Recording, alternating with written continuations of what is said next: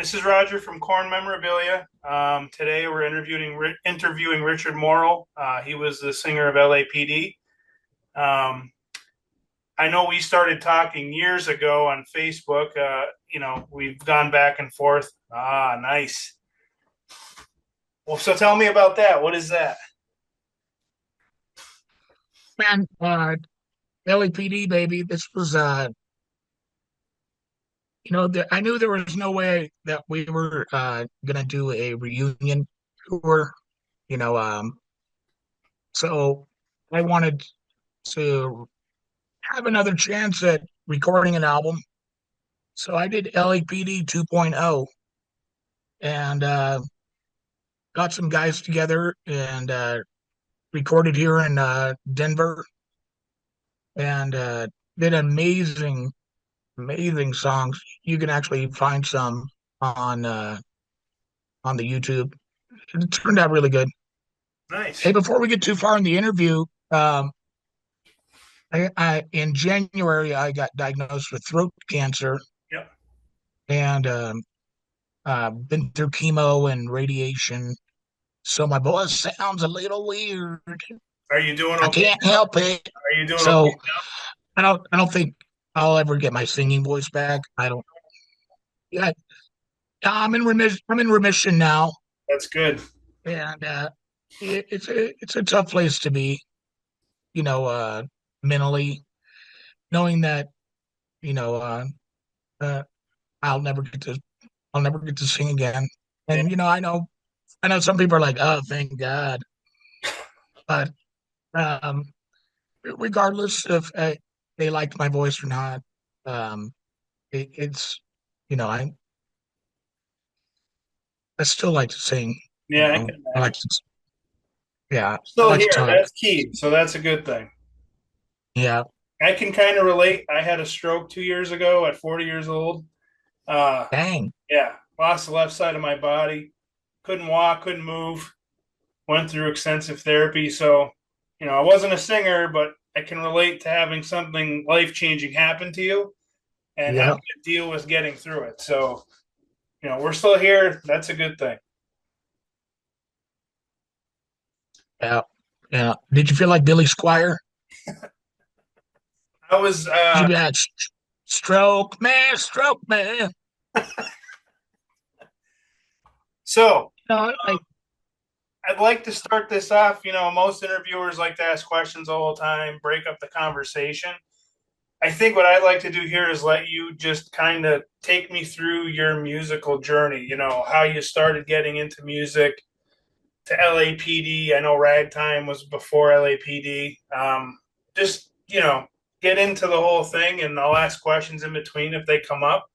Um, maybe if you got anything else you'd like to share for memorabilia, that's fine. And then we can go yeah. from there. Well, it all started in third grade, and if you got time for the story, I Sure. tell it to you. I got nothing but time. If you got time, I'm good. Right? No, my father was a minister, and I grew up singing in the church, and had to do all the plays, all the Christmas plays, and all that stuff. He played the bass and tried to sing. He was actually a pretty good singer, and that's kind of what gave me the confidence to even try to perform or become a singer later.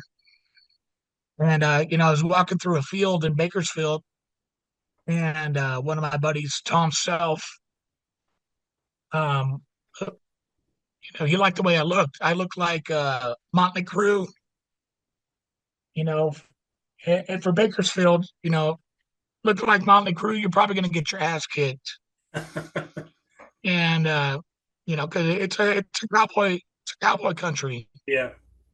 and I didn't care. You know, I looked like Motley Crue, and so my buddy Tom was like, "Hey, do you want to be a singer in a band?" I'm like, "Okay."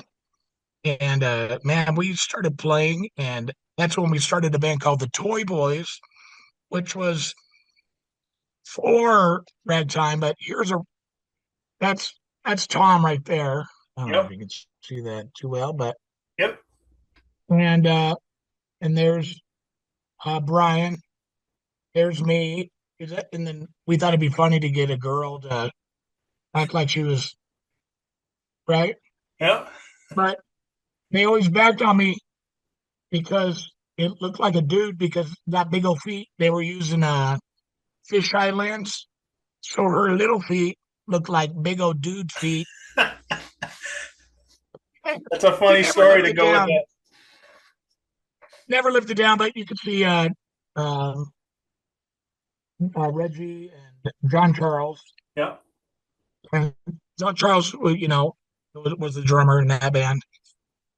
But that, you started at the 15. We played our first show at 15 um, with some other guys, from Bakersfield. And, started, having kegers at our house. My mom would buy a keg of beer every weekend. Make sure you get $5 make sure you get $5 for a cup. That I want my money back. Right. And we would have two or 300 people at my house, and we would play every weekend. And got the confidence and um, some extra cash to pay for the studio. Sure. Now, And did Ragtime only play one live show officially? no, we played about four, Okay. maybe three. But you've seen the video on YouTube? Yeah, and I'm assuming that's probably is that John Charles's YouTube page? Yep. Okay. And it's funny at the beginning of that video, the drummer of Warrant introduces us. And to get a band like Warrant from LA to come to Bakersfield to introduce the band, we thought we were hot shit. I don't We know. were on our way. Yeah. We were on our way. And they weren't hadn't put out their first record yet, but they were pretty big. And so we were ready to give it up at that point. Look, Mama made it. Warrant came. I can go to college now. But no, right? And so at the end of that video, which is hilarious, and it's been on America's Funniest Videos, if you make it to the very end, I threw some water on the stage, and we did like the try to do a Van Halen jump off the stage, and I slipped and fell, and hard too, like, ah, Oh and you can hear a man. thud, and dude, I want the $10,000 that I won. It won. I Really? want my money. You won America's Funniest Videos with that? But I didn't know until after the story. Like, I watched at the end of that video, and don't try to resubmit it because we've already won. Like, they might frown on that. I had But no dude, it idea. was it's not only funny because we got our big hair. My voice is like 4 octaves higher. Hey guys, this is Richard. Welcome to the show. But now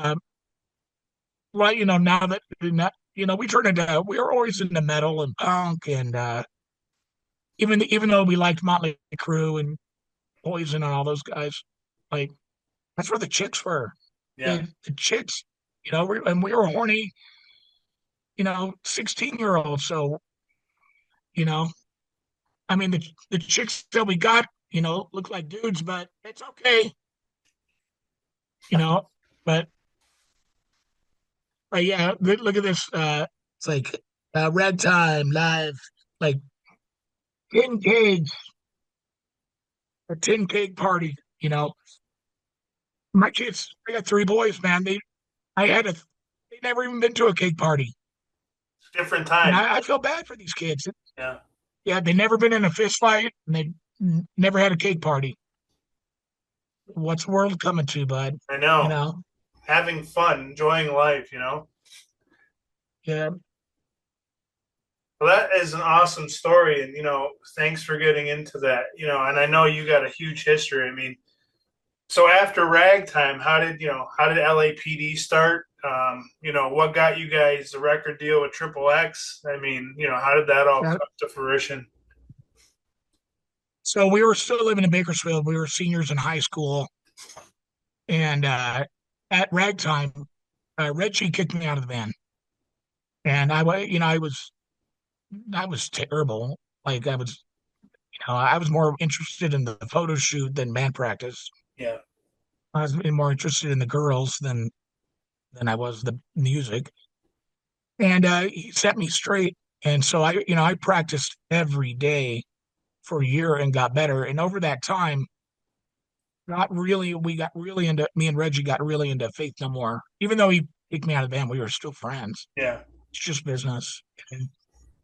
And we got really into Faith No More, and and we were always into some punk rock too. And so we started getting a little harder with our music and getting out of the glam, out of the hair rock.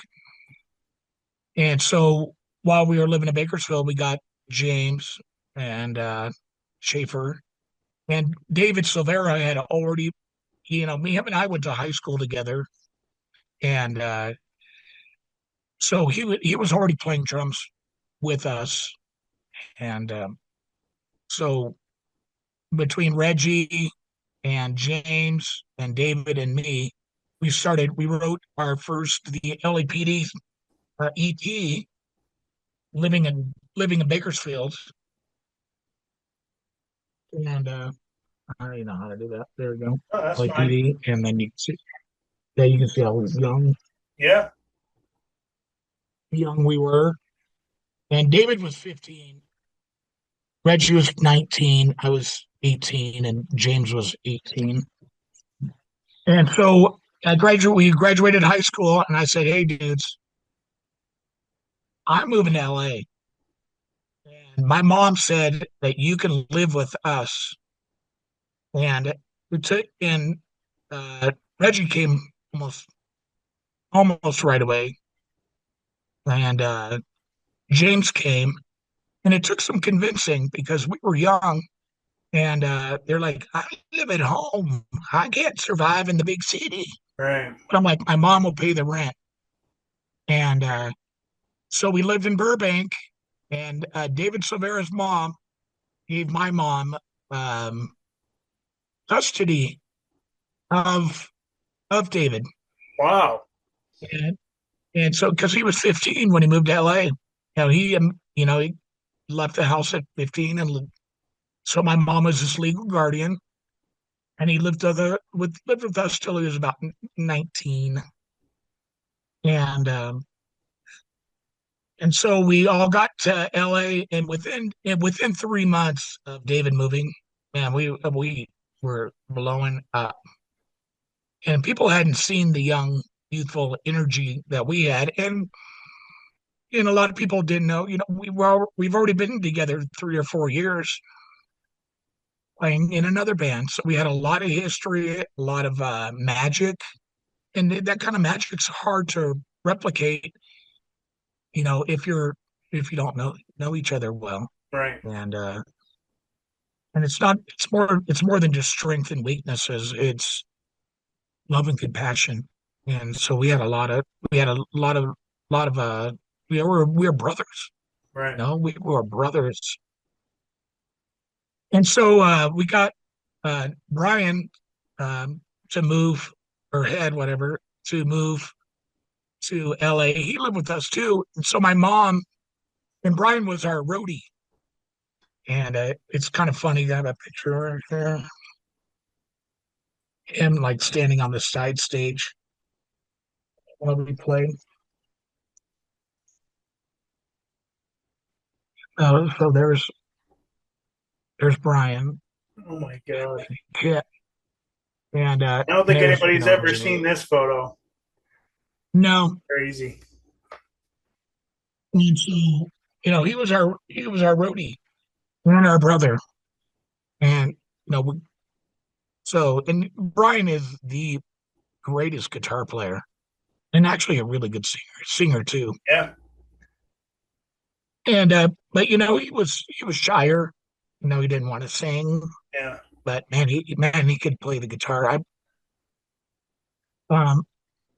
so we all the homies moved to LA. We had 8 guys living, four band members and 4 roadie friends, and we went out and passed out flyers every night. And within 3 months, we were signed to Triple X Records, which which was great at the time because they had Jane's Addiction and DI Doggy Style, Bo Diddley, some other like other kind of punk rock bands. So it fit. Right. And and we did our first album, which is that 3-song EP. But like I said, we had already written those songs in Bakersfield, and we just got to play them, you know, uh, on our first album, which was very cool. Yeah. Yeah, and we practiced at the studio that was on the 4th floor, and no elevator. And man, you play a gig, you got to bring all that stuff downstairs, Yeah. and then you got to bring it back upstairs. And David had a kit that was like a rack kit, and they had lots of components. Mm, I was the singer that actually moved equipment. I know there's a lot of memes out there like singer doesn't help move anything, but no, no, no, no. I help move because we were brothers, man. Like Yeah. and and it was a damn good workout, man. We were fit just from moving and walking those stairs. Well, we were young alcoholics because Yeah. we thought that's what you had to do to become famous. Like, oh, Guns N' Roses on heroin. I guess I better do it too. Yeah.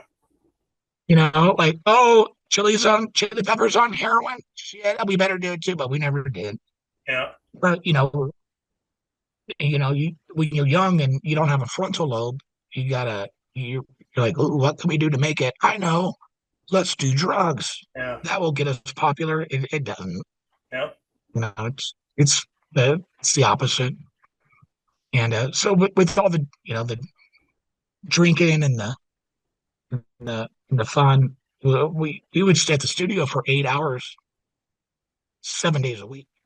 Oh my God. We because we knew that's what it took to make it. You know, um, and so it's very just the love. We had a lot of love for the craft. And it seems It was magic. at a young age, you guys were smart enough to know what it took. When you put the time in. Yeah, oh yeah. Like Reggie's dad played the bass in a band, and he was just, like, "Hey, come on, you pussies, you need to get out and play again.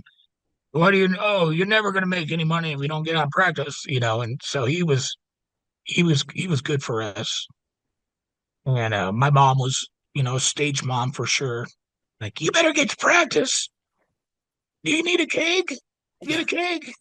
You got to stay at practice 48 hours. Oh my God. And Yeah, the bath. having the support of your mom to help move you guys and stay in her place and get everything situated and do what you needed to do, that was a huge help too. Oh yeah, it was terrible. And I remember like Robert Trujillo coming over and having dinner at our house, and because he was in suicidal then, and come over and like your mom is the great. I wish my mom was that supportive, and so I was in Europe with KoRn, and I see Robert, and Robert's like, dude, how is your mom, man? I think about her. She was the greatest, and I was like, man, that's a huge compliment. Yeah. How to have Metallica now. Oh my God, he knows my mom. I, can, I don't ever have to go to a concert again, you know, and so it's good. And So you flew over to Europe with KoRn at one point? oh man, I've done it. I've done it like 4 times. Oh, nice. And So you're still yeah, close to all the guys. I mean, it's a little out of sight, out of mind for both of us. yeah. I've run I'm a manufacturer deodorant and toothbrushes, and and we sell like selling to prisons, and so my company's done very well. Hmm. And I run a hair salon, and I have 27 employees. That it's a lot of work, Yeah. and they're doing the same thing. They've got it's big business. And they're like James is raising kids still, and it breaks my heart that you know that Reggie's not on the tour Hmm. that with Gorgia right now because, but he he he needs a sabbatical. He needed some time off. He's a very loving man, and he wants to be a part of his children's lives. 'Cause he feels like he missed the first couple, not getting to be there for Christmas and stuff. And then with COVID happening, getting some time off, I think he realized he had a little PTSD, Yeah. from touring. But I hope that he, will be back soon. I hope, something and because Reggie is a true musician. That guy is so creative. He would say, why don't we do dun, dun, dun, dun, or change the like let's change the tempo right here and then go back, and it made the song. In the studio we had like a rap song called Don't Label Me, Yep. and it starts off fuck you I hate you, fuck you I hate you, fuck you I hate you. Well, that was his idea. I was happy just making a Don't Label Me, Yeah. you know but he's like, no, man, we gotta spice this shit up, and it worked. And he has a lot of magical ideas. So you know, I have a feeling a lot of the early corn stuff, it was him. Yeah, You and you know, can hear it, the grooves and his bass. I mean, those were really prominent in those songs. And David's drumming as well. They complemented each other so well. I know.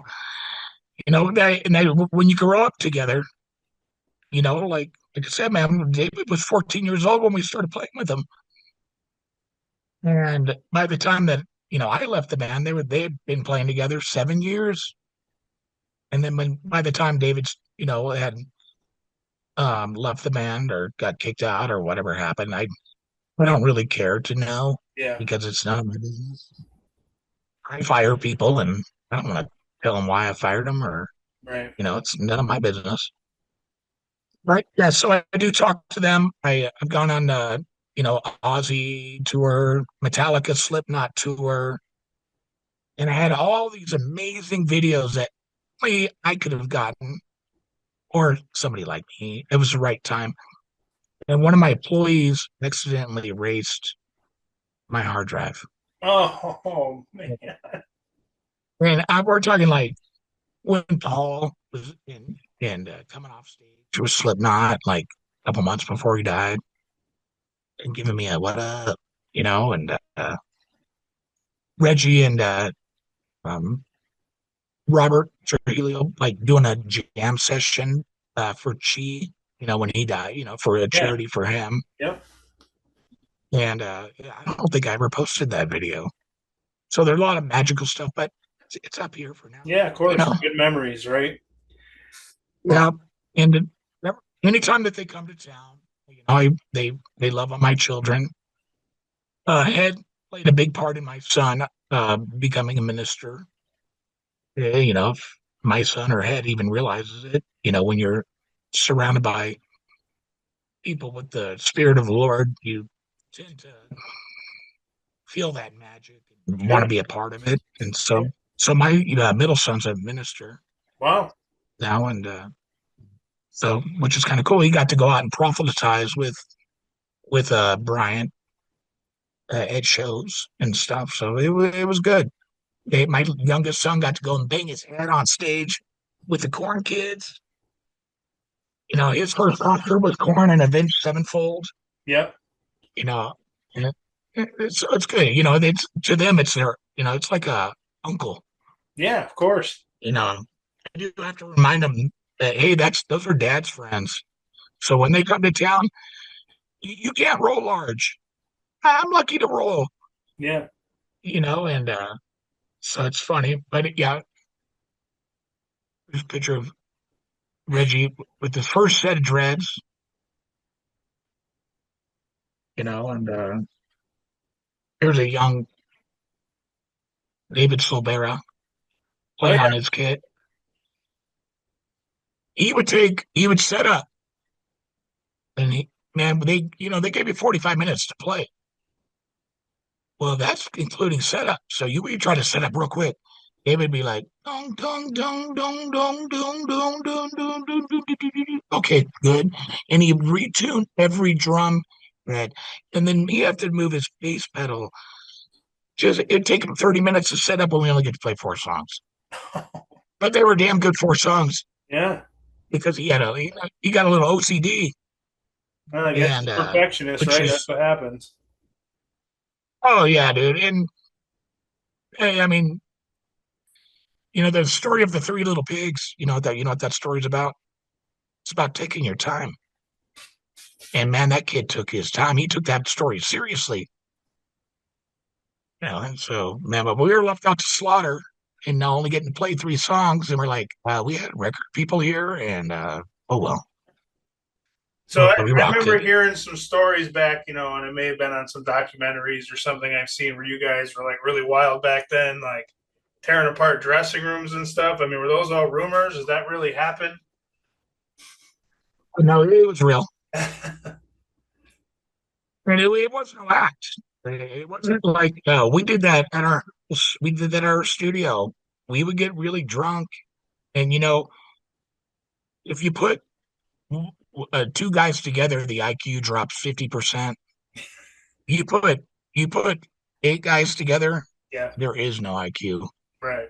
And so, if there was something bad going to happen, it was going to happen, and just and almost like just bad luck sometimes. Like we were playing a show, and there was like a light bar ahead, and I jumped up and was going to do a pull up, and man, that ripped it out of the ceiling. Oh, The the sound guy turned us off, and I ran back there and fucking pushed him down, pushed the sound back up, and we finished our set. There was a place called Al's Bar, and it's like the most punk rock place in L.A. And I'm like, okay, you're the hardest core place in LA, and you can handle us. Like, wow.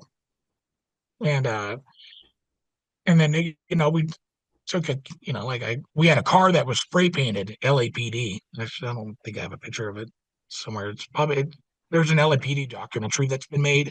yeah. They're just trying to figure out some of the rights to some of the videos. Oh, Like you'll see the car in it. And we're rolling in our LAPD car, and Reggie takes a can of oil. Oil used to come in this little paper like thing, and he threw it and broke all over the front door. And we're like, "Fuck you!" and drove away.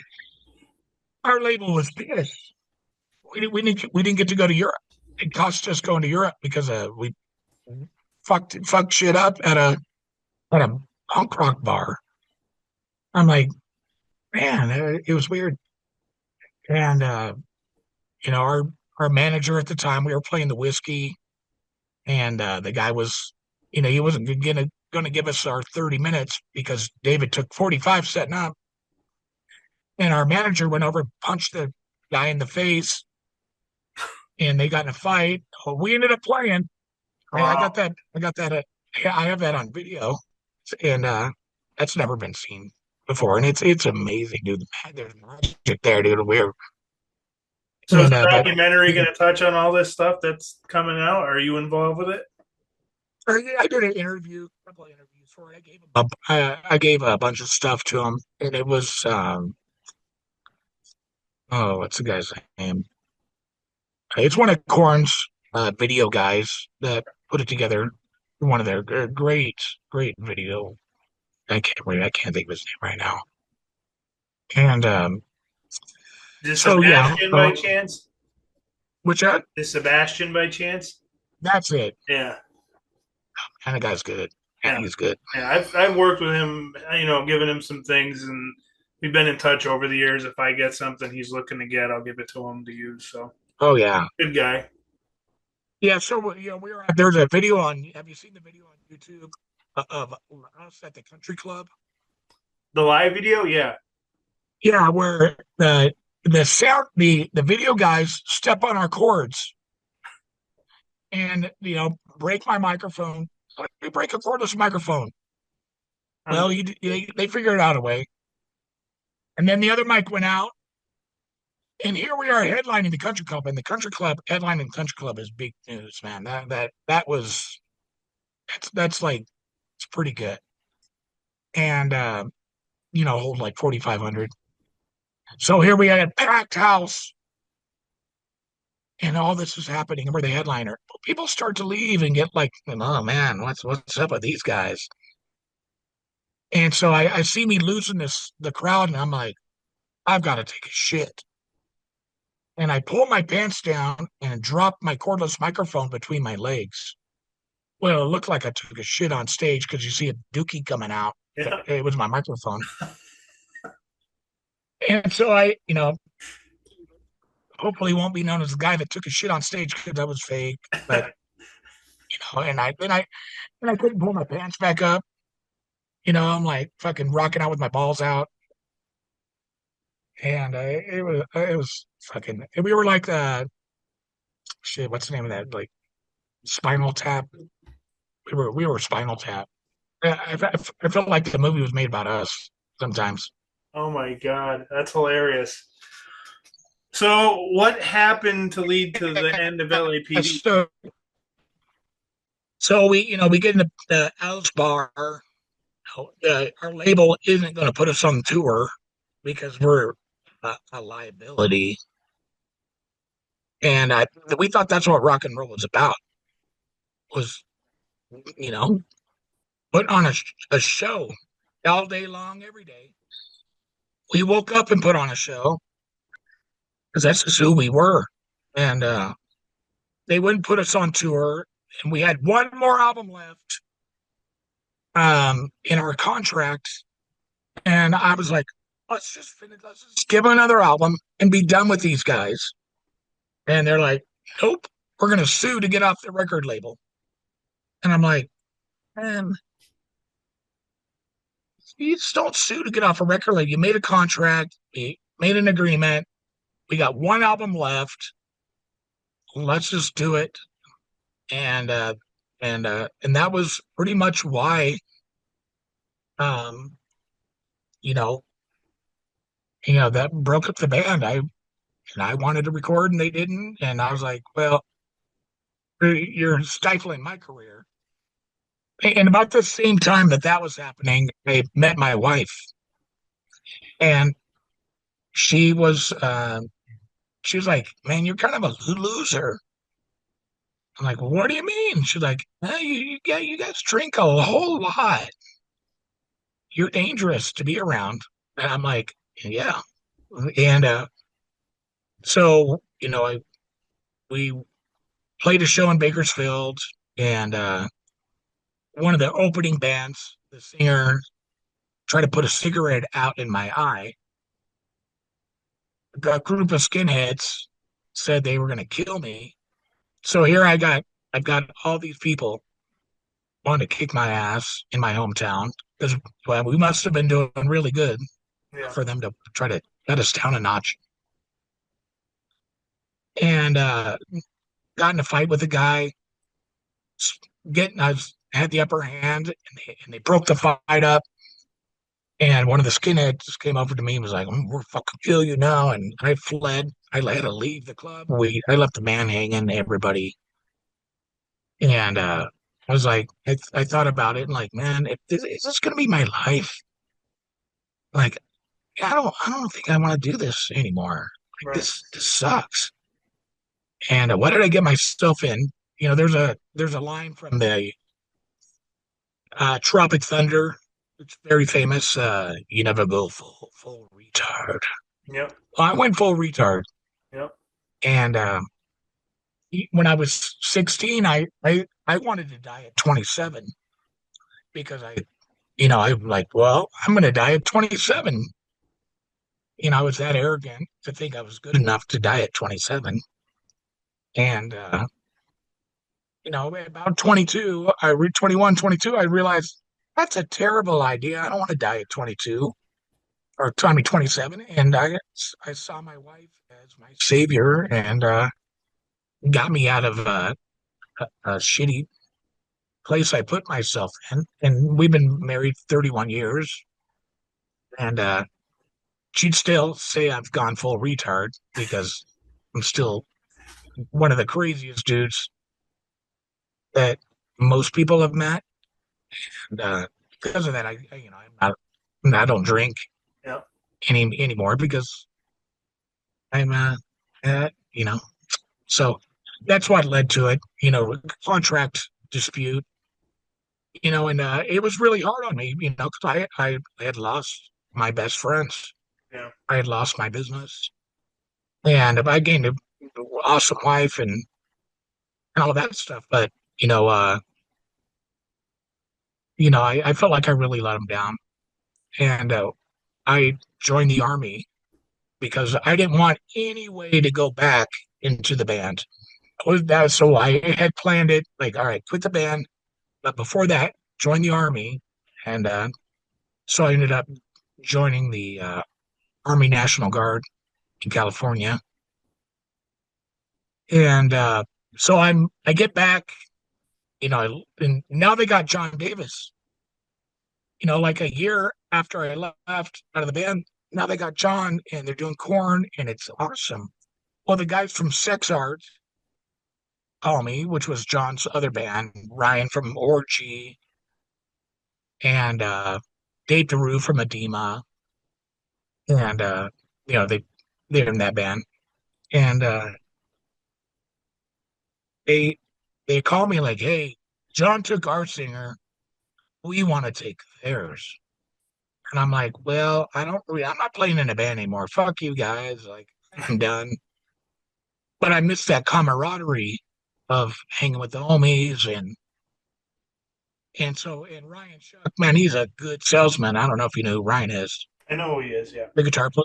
Yep. Yeah, and that guy, he's amazing. He's a really good kid, and they stayed at my house on tour. Just recently, they were on tour with Grey Days, and and they stayed at my house for like a couple days. And I gave him here, a bunch of records and stuff. But anyways, I they have a song called "Blind" that that they and they give me the song, and I learned it. I'm like, this is the dumbest song I've ever heard. How can you see that you're going blind? I mean, I wouldn't write those lyrics. I can see I'm going blind. Yeah. Oh, and I'm like, dumbest song.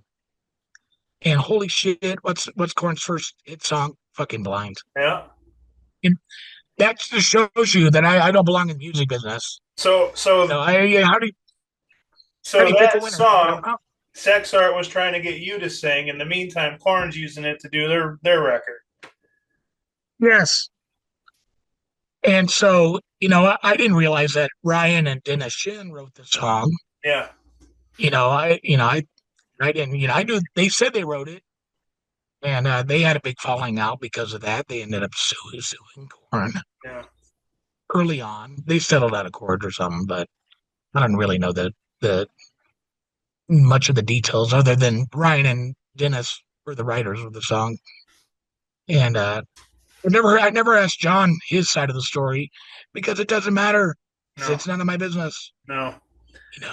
Bygones be bygones, my homie. Yeah, Some people just, let it go. And so, yeah, so I'm playing blind and then Daddy, yep, like that song. And I'm like, hey, man, we need to write our own songs. And so they moved to LA because I was living in Redondo Beach at the time. They moved to Redondo Beach and we started playing and we changed our name to Supermodel. And we did, and the band was really good. I might have put out a song or two. They wanted to call it Sex Art still. And I'm like, oh, man, I don't want to be in a band called Sex Art. And the so we call it Supermodel. And I couldn't handle playing in a band with those guys. They would show up 2 hours late, and I was like, "Hey, man, you guys got to get your shit together, or I'm not playing in a band with you guys." right. And Jay Gordon at the time, Jay was a singer of Orgy, came he would come to the studio all the time and start jamming with Ryan. And Ryan's like, "Yeah, we're gonna start a band called Orgy." I'm like, "Good, because I'm done with you guys, man." Yeah. I ended up starting a band called E-Sex, and you can find that. It's ESEX on YouTube. We were good. We had Roadrunner Records gonna sign us, but my wife had her second. My wife and I had our second kid, and she's like, "You got to be done." Yeah. And they wanted to give us no money, and I was already killing it as a business owner, so I couldn't. But this was E6. So who was in that band? Um, so that's um, Billy Shelley, Tim DeBrinket, me, Neil, uh, Neil Randazzo, and Mike Gabrielli. Okay. We used the same photographer that Orgy and Video Drone used. I don't know if you can tell by the lighting. Yeah, you can tell it's a similar type of photo they would do. Yeah, all of us are incestual, man. Like, like eh, all of us, like, who'd you use? Oh, we used David Silvera, drummer's brother's singer's mom's. Oh yeah, we'll get her. We were very ancestral like that. Those are our resources. Right. So all our stuff looks very similar. And so the E6, um, that's the L.A.P.D. I got everyone. They thought it was stupid for me to sign when we got this picture. I'm like, hey man, sign it for me. Like, why do you want our autograph? I'm like, just sign it. Right. It's good for my memorabilia, but it's like a original. And so E6, we had a song called "Who's Got My Lighter," Yep. and that was, I years later I was, cutting when I did L.A.P.D. 2. I revamped that song. We did another version, copyrighted both versions, and ended up having to sue Gwen Stefani because when I cut her hair, they put out, like, like 15 years after doing that, I hear I'm watching The Voice, and I'm like, oh my God, they're playing my song. I got my ass handed to me. I still tried. Yeah. Well, I don't think I'm allowed to talk. I don't think I'm allowed to talk about it, but that's pretty much of a nutshell. You can read about it online on, yeah. they have the court documents online. No kidding. So I remember hearing about it when it happened. yeah, yeah, it was stupid, and I mean, most people remember. Do you remember people that cut your hair? Do you Yeah, remember my most people cousin that cut used your to, hair? so I can remember. Right. Yeah. Like most people remember. So I think she was, you know, or their manager, I called and said, "Hey, man, we got a little problem." And I was like, "I will use everything in my power to destroy you and your family if you bring up." And in my head, I'm like, dude, I had three older brothers that whoop my ass every day. Yeah. Do you think your words are going to scare me? The amount of money they had scared me because I had thousands of dollars, not millions. Right. Uh, you know, being a thousandaire, you know, it's pretty tempting to spend it all. So, Yeah. all Yeah. So I know. right. Were you involved with the video drone Jesus cover? No, man. I went to the recordings. David File in that band Yeah. is my was my best friend from high school. He played in Toy and a little bit in Ragtime, and I was friends with Chris Coles and Dave DeRue, the bass player. Not was it Dave? I don't remember, but I'm friends with all of them. Like and so when Reggie said, "Hey, man, we're gonna do a cover of Jesus," and I'm like, "Dude, that is great." I never asked for a dime. Yeah. I didn't ask for, "Hey, man, am I gonna get paid for that?" Sure. Because I don't care. Right. It- it- it- just ask me. You know what? If you came over to my house, go, "Hey, Rich, man, I'm that guy will give it to you." Right. I don't have anything I don't have anything that I covet Right. because it's just tough, and so I was very stoked. I took it as a compliment. I think they did a great job. And Ty, the singer of Videodrome, is an amazing singer. I thought they would go much farther, and it just didn't work out. Right. And man, I love that song. That was good. Yeah. Here's a picture. You've seen these? Oh yeah, Reggie was selling those. Yep, right. So this is. It says on here. What is that? I'm finding these Right screens. there. There we go. To Richard, you've been a friend for so long. I thought you were my brother. That's Well, nice. he misspelled friend and put you've been a fried for so long. Oh man, And I thought you were my brother, right? that's awesome. Well, I go, dude, what do you? And I'm like getting all sentimental. I'm like, dude, what do you mean by fried? And he's like, it doesn't say fried, it says friend. I'm like, no, it says fried. So I went from tearing up to giggling, and so very funny. That's hilarious. And people ask, I bet I never asked this, but I bet Reggie's responsible for spelling corn Yeah. AOR backwards R Yep. because that's how his mind. You know, I wish I had a set list from L.A.P.D. and you could see it in the spellings of the names. We would misspell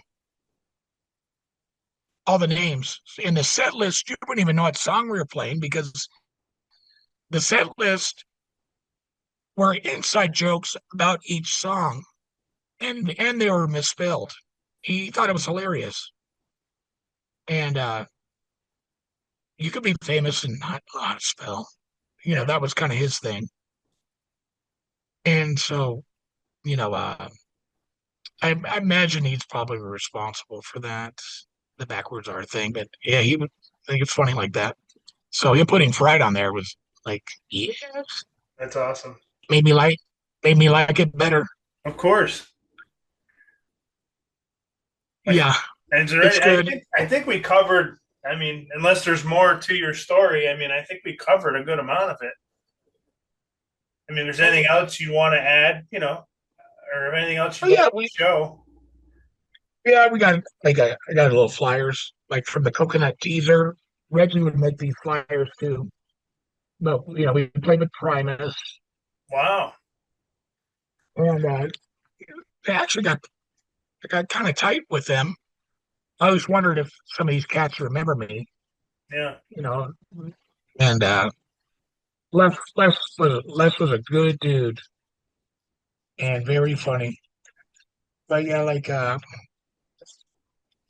here's like a picture that one of our roadies did, which is pretty funny.